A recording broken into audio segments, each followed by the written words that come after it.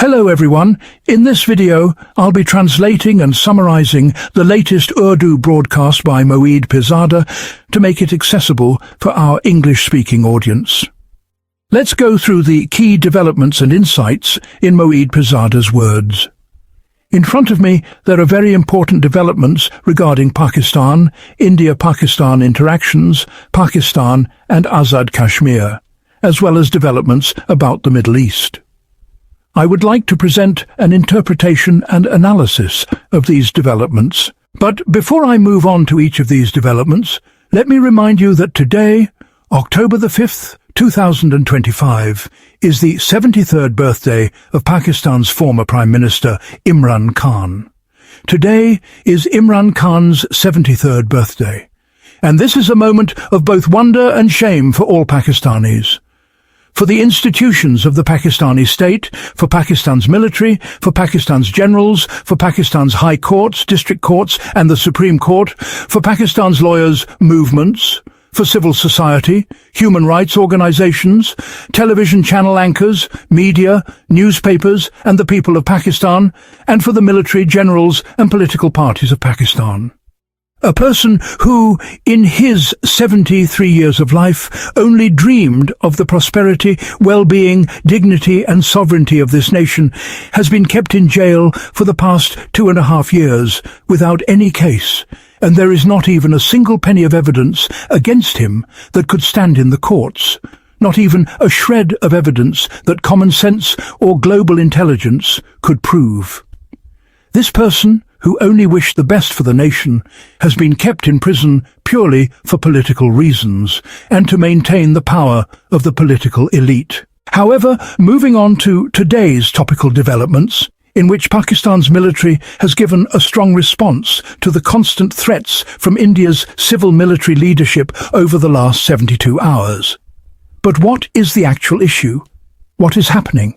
I will explain that to you. In the Middle East, Israel's Prime Minister Netanyahu seems to be working intelligently to undo Donald Trump's peace plan. I will share the details of that as well. There is also a significant agreement between the Azad Kashmir government and the Azad Kashmir People's Action Committee. It is a very good agreement with some beautiful details that demonstrate how the people of Azad Kashmir achieved something remarkable with their government. However, when you examine the details of this agreement, you will see that it cannot be implemented, and within a few weeks the same issues will arise again. I will explain why this is the case. Now, I would like to add one more point. There has been a major breakthrough between India and the Afghan Taliban. As a result, Afghanistan's Foreign Minister Amir Khan Muttaqi will be visiting India for 4 or 5 days from October the 9th to the 14th. This visit has significant importance, for which the United Nations Security Council's approval was sought. Why is this visit so significant? I will try to explain that as well. I have a lot of points to cover, so please allow me to review them as I go along, because sometimes it becomes difficult to explain things without referring to them. First of all, see, the Inter-Services Public Relations, or ISPR, has issued a strongly worded press release in response to the statements made by India's civil military leadership, including Defence Minister Rajnath Singh, Army Chief General Upendra Dwivedi and the Air Chief over the past 72 hours. You can see this press release on Pakistan's media outlets, including their newspapers and Twitter handles. In this release, Pakistan's military has warned India that they are attempting to establish a new normal, thinking they can repeatedly act with aggression against Pakistan. They have forgotten that Pakistan has already established a new normal. From May the 7th onwards, if India carries out any aggression or airstrikes against Pakistan, Pakistan will respond with an airstrike and more. India should not be overly confident about its geographical advantages because Pakistan has the capability to target any part of India. Here, India's Army Chief, General Upendra Dwivedi, stated 24 hours ago that if Pakistan does not restrain itself, India will not restrain itself in Operation Sindoor Phase 2. He mentioned that Pakistan's position on the map will be under threat. Essentially, they invoke the concept of mutually assured destruction, though they did not explicitly call it that. They implied that if anything happens, both countries will be destroyed. However, this is all rhetoric. I will explain the actual reasons behind this situation. 2 days ago, Rajnath Singh, India's defence minister, was in Bhuj at an airbase where he pointed out that the route through Karachi goes through Saki, which is disputed between India and Pakistan in Sindh. Similarly, General Dwivedi also referenced Saki, even though he was talking about Rajasthan, which, according to my checks, does not fall under Rajasthan's jurisdiction. Nonetheless, both seem to be referring to the disputed area of Sarki. On the other hand, India's Air Chief Amrit Singh has become a laughingstock with his bizarre statements. In my view, the Indian Air Force is as respectable and prestigious as the Pakistan Air Force. But some recent absurd statements from the Indian Air Force chief are damaging their credibility. Just a few months ago, they claimed that on May the 7th, they shot down 5 or 6 Pakistani aircraft, including F-16 and J-17 fighters. This is a ridiculous claim, but now they have added even more details, such as claiming that S-16s and J-17s were involved. What does this show us? Unfortunately, India is in a phase where Narendra Modi's Bharatiya Janata Party, or BJP, has politicized the Indian armed forces. Now, India's military leadership, such as Air Chief Amrit Singh, are giving political statements to please their political bosses. This wasn't the case just a few years ago. General Dwivedi's statements about Saki have been widely discussed in India's newspapers, with stories claiming that Pakistan is building up military forces around the area. So, I asked my sources about this. From all the stories I saw, the only credible report came from News 18, stating that Pakistan is expanding its airstrips and building up naval facilities in the region. The report said that 150 square kilometers of the area had been converted into an exclusive military zone, and permission is required to enter. Pakistan has also increased its naval support posts and air surveillance systems, like AWACS and Orion aircraft, in the area. Now, let's discuss the Saki dispute. This dispute has been ongoing since 1947 to 48 and involves a water source where fresh river water flows into the sea. The length of the creek is 92 or 93 kilometers. India controls the eastern bank of the creek, while Pakistan argues that it belongs to Sindh under a 1920 agreement. India insists on a demarcation based on the Thalwayl principle, which suggests that the highest medium point should be taken into account. Pakistan calls for international arbitration, while India insists on bilateral discussions. This issue remains unresolved, and despite claims of military build-up, there is no evidence that Pakistan is taking any aggressive actions here. So, why have India's Air Chief, Army Chief and Defence Minister made such statements in the past 72 hours? Why is a war hysteria being created in India? I have done research on India's internal politics and found that the upcoming Bihar elections in November are causing considerable nervousness within the BJP. Bihar, with a population of about 130 million, has around 7 million registered voters, and there are suspicions about the integrity of India's election mechanisms. New York Times published a detailed story on September the 13th, 2025, highlighting the integrity issues with India's election commission and the controversy surrounding voter lists with deceased people.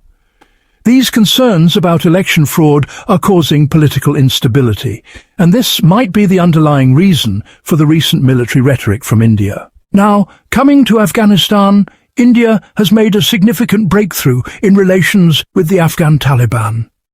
Afghanistan's Foreign Minister, Amir Khan Muttaqi, will be visiting India from October 9th to 14th.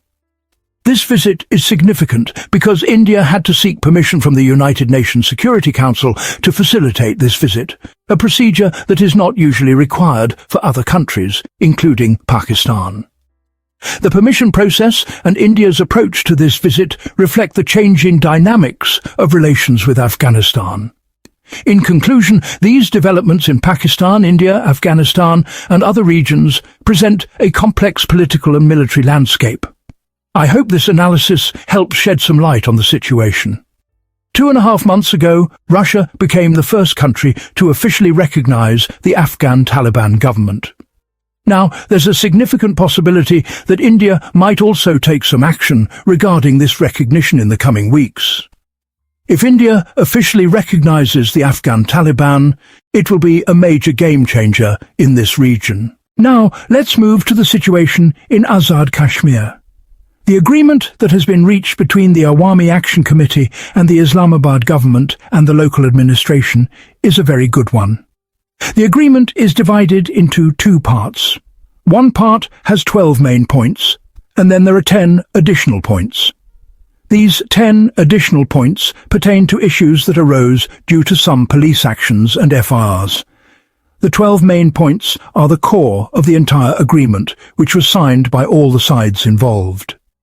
Dr. Tariq Fazal Chaudhry, who led the delegation on behalf of the PMNL, that is, the Pakistan Muslim League Nawaz, and the government, shared the final draft of the agreement on his Twitter handle, and I also retweeted it, congratulating him along with some of my concerns. One of the key points in this agreement is that incidents like shootings in Muzaffarabad, Kotli, Derkot, Mirpur and another location will be investigated. This is a big victory for the Mujahideen's Awami Action Committee, as it is acknowledged that families of those killed among the Mujahideen will receive the same compensation as the families of 3 police officers who died in the incident. Furthermore, the families of the victims will have 1 member employed in the Azad Kashmir government within 10 days. I have rarely seen such a situation where, after a conflict like this, the government accords such respect and dignity to the Mujahideen, ensuring fair compensation and recognition. Now, when you look at the details of the 12 points, you might be surprised. Why? Let me explain. There are points like the feasibility of building 2 tunnels in Neelam Valley, which will be funded by the Pakistani government. There are also provisions to establish new intermediate school boards, and hospitals will be equipped with scanning facilities, including MRIs. Also, the agreement mentions reducing the number of ministers from 34 to 20, with a maximum of 20 advisors, and privileges for these officials will be reduced. When you look at the situation, it becomes clear that the real issue in Azad Kashmir is the lack of governance. There is no real governance in Azad Kashmir. The whole agreement, in fact, is aimed at improving governance. Many people are calling this a surrender in Azad Kashmir, but the Mujahideen are not trying to overthrow the government or challenge the power centres. They don't want to become a government like the Pakistan Tehreek-e-Insaf does. What they are fundamentally saying is that the entity that has been created in the name of governance in Azad Kashmir is failing to deliver basic services, human rights and facilities. The whole document focuses on ensuring basic economic and political rights. Some might question why the Mujahideen had to resort to violence and what the purpose of 4 days of violence was. Why did they need to resort to such tactics? According to certain TV reports, Iqbal had said that everything was being instigated by India. If this is true, then India is doing the right thing by helping people get their basic human rights. If that's the case, then the entire border should be on India's side to reduce violence and accept their demands. If that happens, people in Balochistan will be lucky because India's military is not stationed on their border. Because until the Indian army is near, you are not providing people with their basic rights. The agreement has also accepted the demand to reduce the number of ministers from 34 to 20, and the number of advisors will be cut from 30 or 40 to 10. This will significantly reduce expenses. The total population of Azad Kashmir is about 4 to 4.5 million, and when you compare it to the size of its government, It is equivalent to a much larger government, possibly even bigger than the United States in terms of ministers and advisors. This is something to note. Now, looking at the risks involved, I see a serious concern. The problem is that the bureaucracy in both Azad Kashmir and Pakistan lacks the capacity to solve these issues and provide proper service delivery. That is the core issue. While it has been said that the implementation will happen within 15 days, I doubt that any meaningful progress will occur in that time.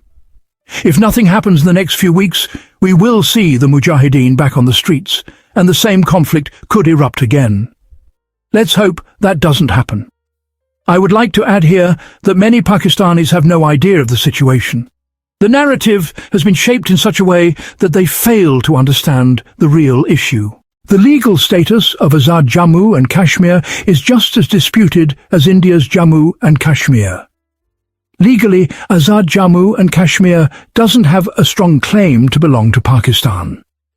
Its relationship with Pakistan is based on cultural, religious, linguistic and ethnic bonds between the people of Azad Kashmir and Punjab, not on legal rights. This relationship existed long before Pakistan's involvement. The problem arises when Pakistan's military and intelligence agencies mishandle the human bond between these people, which is dangerous in a disputed region where you have no legal standing. Similarly, Pakistan has no legal standing over Gilgit-Baltistan either. Pakistani scholars have written fabricated papers about it because it was once part of Maharaja Hari Singh's kingdom. So it's also a disputed territory, and it was included into Pakistan during Zulfikar Ali Bhutto's time in the 1970s for strategic reasons. Now let's look at the situation regarding Israel and the United States, where Donald Trump and Benjamin Netanyahu are involved. From what I see, Netanyahu is trying to sabotage Trump's peace plan for Gaza and prevent its implementation. Despite this, Trump has urged Israel to stop bombing Gaza in order to facilitate the release of hostages. However, Israel has continued bombing, and it is still unclear what will happen next. The peace negotiations in Gaza are currently in a delicate stage. Egypt's intelligence and the Qatari authorities are involved, and Trump has sent his envoy, Jared Kushner, to help mediate. This is an ongoing diplomatic battle between the United States, Israel, and Hamas. What I see is that Israel's leaders are trying to prevent Trump's peace plan from succeeding. Hamas has accepted 9 out of 20 points in Trump's plan, about 45%. They believe that by releasing the hostages, they will gain international support and be able to negotiate further. However, there are complications with the bodies of the deceased, which are spread out across Gaza, and it will take weeks to recover them. The real question is whether Israel will honor the terms of the peace plan. There is significant concern that Israel's right-wing leaders may not honor any peace agreement, especially concerning the treatment of Hamas fighters. As we approach the next few days, these discussions are critical, as Netanyahu and Trump face off politically, and we could see major shifts in the region's dynamics. That wraps up our translation of Moeed Pirzada's video. I hope this English version helped you understand his message better. Please like, share, and subscribe to Awami Lens to help our community grow. Don't forget to leave a comment below and let me know what you thought of this effort.